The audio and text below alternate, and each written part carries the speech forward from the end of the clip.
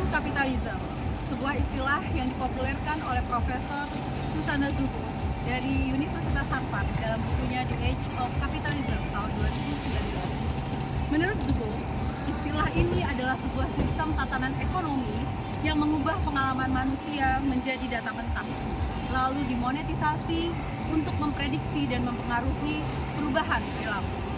Singkatnya, di saat kita melakukan klik, subscribe, komen, maupun share di media digital, maka semua itu tidak terlepas dari pengawasan oleh sistem.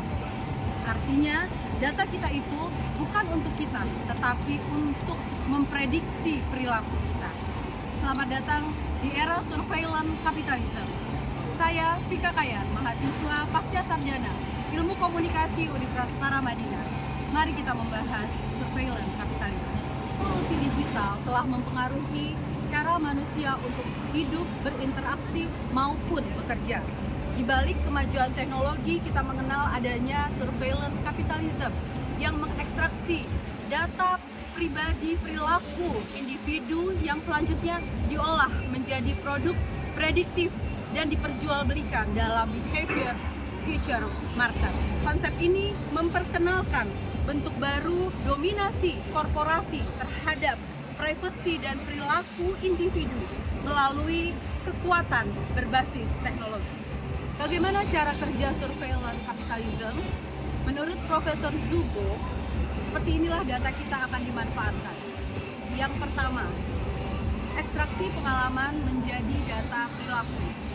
Seringkali kita menggunakan internet, misalnya kita scroll di YouTube, Instagram, ataupun saat kita menggunakan mapping dari Google Maps, maka secara tidak langsung aktivitas kita yang biasa saja menggunakan internet itu akan direkam oleh sistem. Nah, proses inilah yang disebut ekstraksi data pengalaman kita yang selanjutnya akan diubah menjadi angka maupun data yang kita sebut dengan data perilaku. Yang kedua adalah behavior surplus atau surplus perilaku. Misalnya, di saat kamu mencari suatu produk di platform e-commerce, misalnya kamu mencari sepatu. Nah, data sepatu akan ditampilkan. Namun demikian, ada data-data tambahan seperti kapan kamu mengaksesnya, berapa lama kamu mengaksesnya, kapan kamu memutuskan untuk membeli, warna apa yang kamu senangi. Ini merupakan data tambahan yang kita sebut dengan behavior surplus. Jika kita mau belanja, tapi bagi perusahaan, data kita itu adalah suatu bonus data yang bisa digunakan untuk keuntungan dari perusahaan itu sendiri. Kemudian yang ketiga adalah prediksi perilaku. Prediksi perilaku artinya menebak bagaimana perilaku kita di masa yang akan datang berdasarkan dengan kebiasaan kita yang dikumpulkan di masa yang sebelumnya. Dan yang keempat adalah behavior future market. Ini adalah pasar yang merupakan tempat perusahaan menjual prediksi tentang apa yang kamu lakukan di masa depan. Perusahaan akan mengetahui apa yang kamu inginkan, kapan kamu memutuskan, bahkan bagaimana psikologi kamu dalam menentukan pilihan.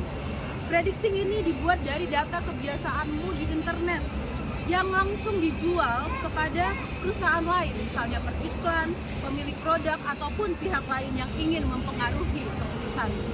Zubow, fenomena ini kita kenal dengan instrumentarian power, yaitu bentuk kekuasaan baru yang tidak menekan dari kekerasan ataupun instruksi, tetapi menggunakan arsitektur digital melalui sistem rekomendasi, algoritma pencarian, ataupun nudging atau notifikasi yang akan membentuk keputusan kita secara halus.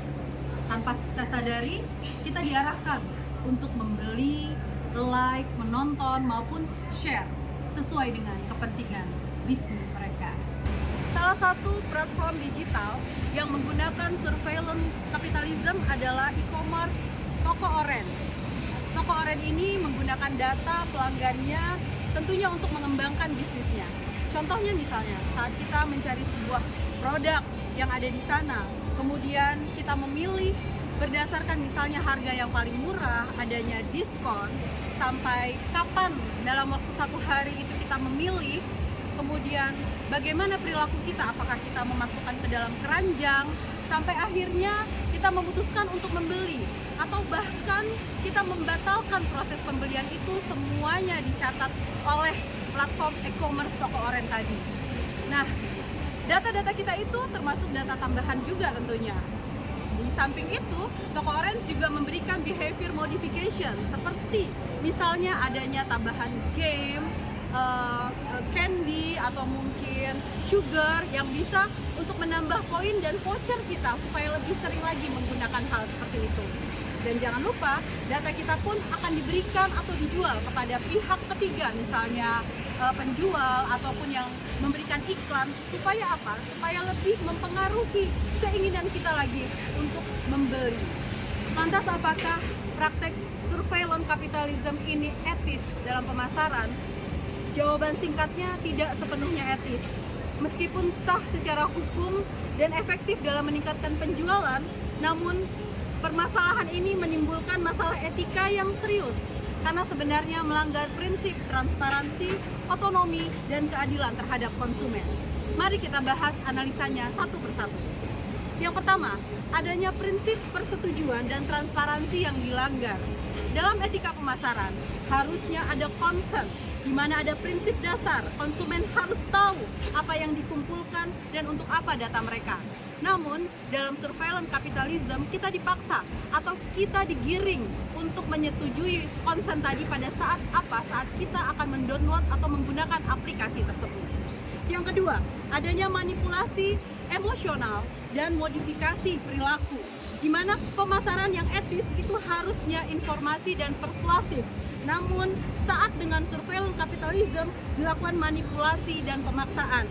Ini memanfaatkan salah satunya kelemahan psikologi, seperti tanpa disadari mereka melakukan FOMO, fear of missing out, atau cognitive overload, atau adanya dorongan emosional. Yang ketiga adalah asimetri kekuatan dan pengetahuan, di mana data kita itu dipegang oleh perusahaan yang mengumpulkan data dan dia memiliki akses penuh. Sementara kita yang memiliki data, kita tidak tahu apa saja data kita yang dikumpulkan.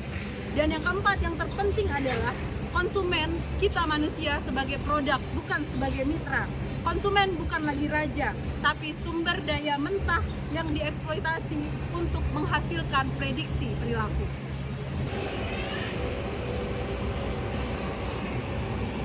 Surveillance capitalism sebagaimana yang dikemukakan oleh Susanna Zuboff telah memberikan dampak signifikan terhadap arah dan strategi pemasaran digital di dalam era kontemporer. Strategi pemasaran kini tidak lagi hanya berfokus pada penyampaian pesan dan informasi yang persuasif dan kreatif, namun telah bergeser ke arah pemanfaatan data yang masif dengan algoritma untuk memecahkan, memprediksi, bahkan memodifikasi perilaku manusia ataupun konsumen secara sistematis. Oleh karena itu, ada beberapa rekomendasi yang perlu kita ingat. Yang pertama, diperlukan pembaruan kebijakan dan regulasi perlindungan data yang menjamin transparansi dan kontrol penuh pengguna atas data pribadinya. Yang kedua, pelaku komunikasi pemasaran digital perlu mengadopsi pendekatan etis yang berbasis nilai, yang menempatkan konsumen sebagai subjek otonom, bukan sekedar target algoritma. Yang ketiga, mari seluruh masyarakat kita tingkatkan literasi digital dalam lebih kritis dan sadar terhadap praktek-praktek pengumpulan dan penggunaan data pribadi ini dalam ekosistem digital. Yang terakhir, perusahaan digital hendaknya membangun kepercayaan jangka panjang melalui strategi komunikasi yang akuntabel, transparan, dan berpihak pada keseimbangan antara efisiensi bisnis dan juga martabat manusia. Dengan demikian, kemajuan komunikasi pemasaran digital dapat tumbuh lebih manusiawi di tengah kemajuan teknologi yang semakin pesat. Saya Vika undur pamit, semoga materi surveillance capitalism ini mendapatkan manfaat buat kita semua. Wassalamualaikum warahmatullahi wabarakatuh.